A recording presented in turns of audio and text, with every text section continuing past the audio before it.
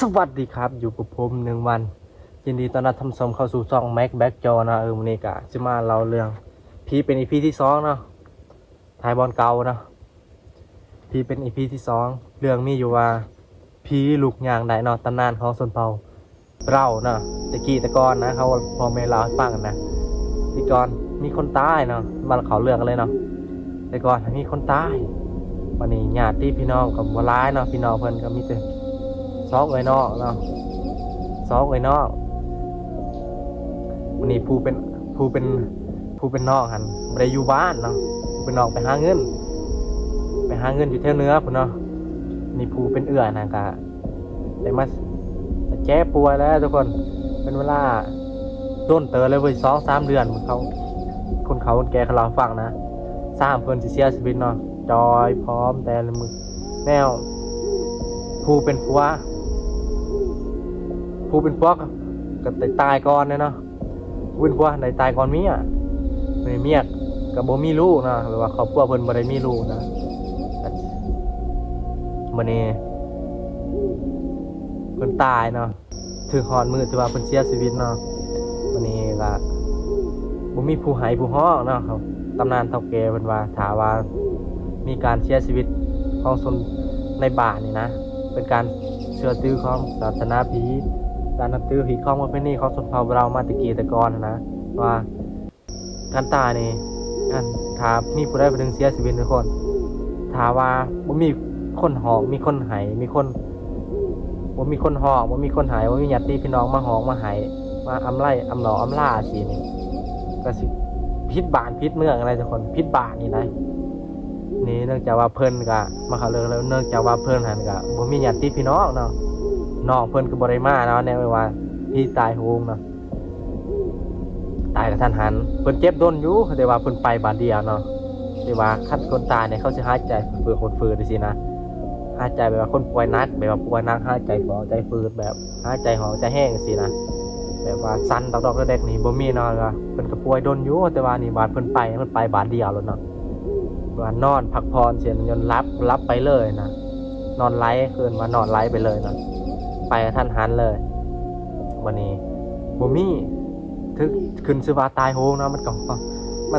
ไปสั่งว่ามันก็เฮี้ยนอยู่แล้วนะคนไทยว่ามันมาเฮี้ยนอยู่แล้วนะประมาณนั้นแหละอันนี้บ้านเฮาก็เป็นบ้านคนเผาอีกเนาะคนเผาที่บอกภาษาเนี่ยก็โคตรร้อนคือกันนี่มันบ่มีผู้ให้ผู้ฮ้องอำไล่อำล่าเนาะเจอได้มานี่โดนไป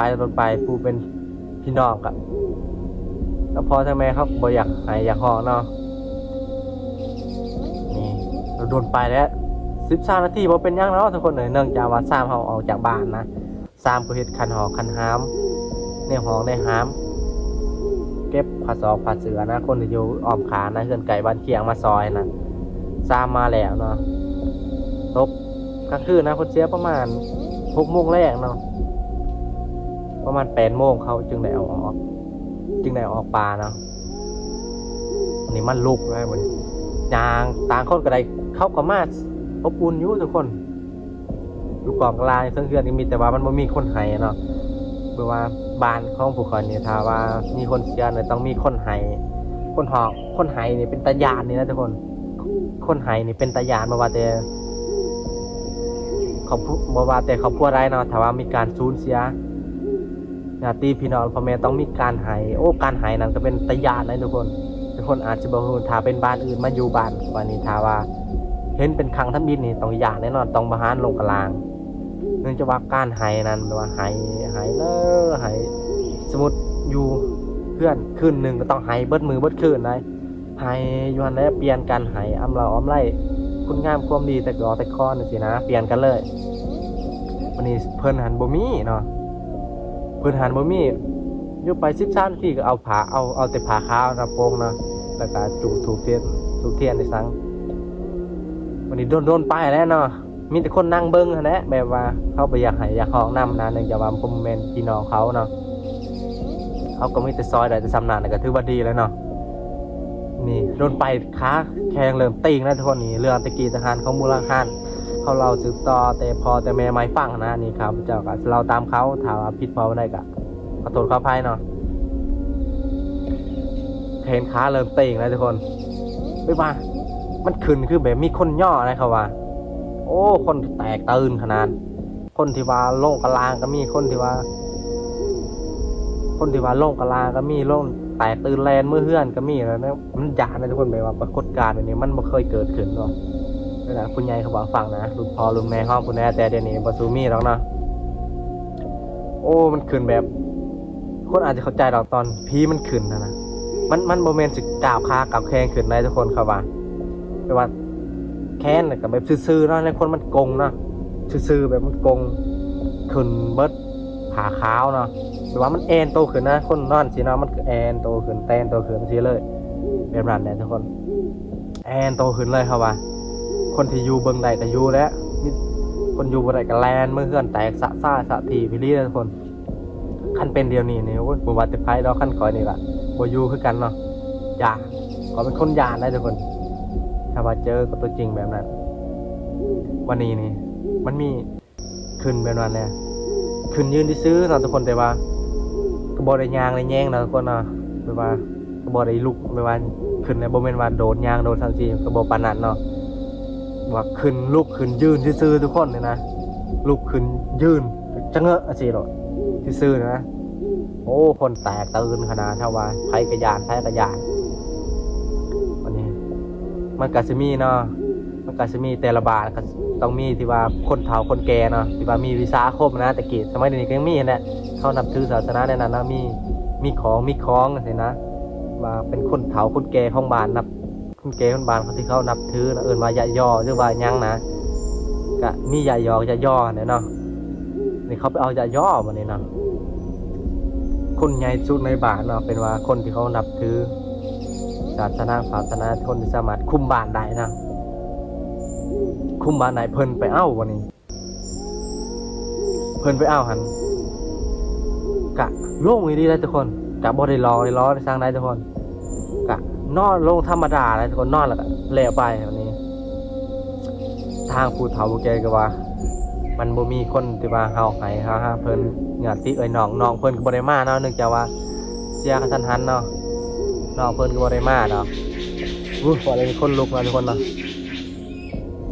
บ่อะไรคนลุกใส่แต่หยาดเนาะคันมาเป็นกลางคืนนี่บ่หาได้ทุกคนเราเรือแบบนี้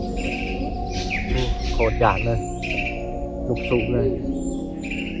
ทางจะยอเพิ่นก็ว่ามันบ่มีผู้ที่ว่าห้องไห้นำเพิ่นอะไรรอนเพิ่นบ่มีคนหาคนห่วงเพิ่นเนาะเนื่องจากว่าน้องเพิ่นก็บ่ได้มาเนาะแล้วจากนั้นก็จะยอก็บอกว่าให้ออกจากเพื่อนเดี๋ยวนี้แล้วก็เขาก็หาปอกพาเพมามัดเพื่อนไปหาตายโหงเนาะหามปานเขาหามอะไรทุกคนเขาบ่ได้ใส่รถเนาะหามมัดเอาไม้มาแล้วก็มัดเบื้องนั้นเบื้องนี้แล้วก็หามเนาะหามในคนในบ้านเนาะหามออกไปกลางบ้านนั่นแหละออกไปเลยหามเลยออกคนไปทรงสการกะยางไปแถวๆเนาะออกไปคนที่ว่าไปอยู่เทพปราสาทไปก่อนเนาะไปขุดคุมบุญยังเนาะกะที่นี่แหละถ้าว่าเป็นประเภทของปีตายโฮงเข้ากับสิเมียนบอนตางเนาะปีตายโฮงเมียนบอนตางแล้วก็ปีบุญเป็นปีตายโฮงเข้ากับสิเมียนบอนตางแต่ว่าในปราสาทเดียวกันเขาจะแยกกันมาเนาะถามว่าปีตายโฮงเขาสิฟังไว้ตากแดดเนาะซึ่งสมัยนี้ก็ยังไปเห็นเนาะถ้าว่ายางห้างงัวห้างขวดกับแนวปราสาทอยู่กับแถวบ้านเนาะเป็นยังเห็นเนาะเขายางงวกกล้วยส่วนร้ายงวกกล้วยเขามักไปอยู่เนาะอยู่แถวปราสาทคอยก็ได้ไปเรื่อยๆเนาะทุกคนเนาะไปหางัวหรือว่าหาครัวหาอย่างกับเขาไปเนาะแต่เดี๋ยวนี้ก็มันโมเป็นตะยานคือข่าวตะกี้เนาะแบบเพราะว่าแล้วมันทุกคนเนาะย่างไปกับเดี๋ยวนี้ก็มีโทรทัศน์เขาไปส่งสการนะไม่ว่ากลางแจ้งเลยนะแบบพี่ตายโฮมกลางแจ้งเลยนะ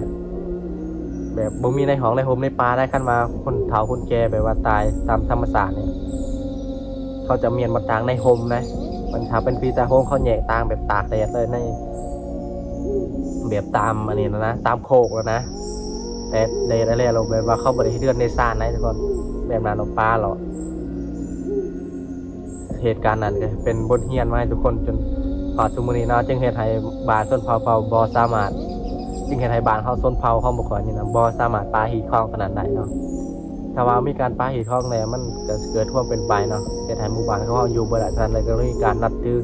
หีดคองประเพณีมาแต่ณตอนนั้นมาเนาะคันสิทิมก็เสียดายสิบายขี้เดียดโดยเข้าว่าแล้วเนาะทุกคนเนาะถ้าทุกคนมาคลิปนี้ก็อย่าลืมกดไลค์กดแชร์เพื่อเป็นกำลังใจในการคลิปใหม่ๆเนาะของแบ็กโจนกะสิเราเป็น EP ที่2เนาะเราบ่ค่อยคลองปานใดนะแต่ว่าเรื่องจริงนี่โคตรร้อนกว่านี้เนาะแต่ข่าวพระเจ้าร้อนเปล่ามันบ่อาจสิคือปานใดเนาะเราแบบว่ามันบ่คือมันบ่ร้อนคือเขาปานใดอ่ะนะคันว่าเป็นแบบคนที่ว่าเซียนนะหรือว่าเรื่องนี้แต่เขาหูจักแบบว่าในร้อนในเอลี่เนี่ยนะของสองคนไทยนะร้อนดีที่ว่าดังอ่ะนะแต่เขาเอาไปเฮ็ดอนิเมชันโหโคตรคักอะไรแบบว่าเขาเฮ็ดเป็นเขาเราเป็นนะแต่ว่าข่าวพระเจ้านี่เราบ่ทันเป็นปานใดเนาะครับฮักกับเราเป็น EP ที่2เนาะทุกคนฝากกดไลค์กดแชร์ถ้าทุกคนมาคลิปนี้บ๊ายบายทุกคน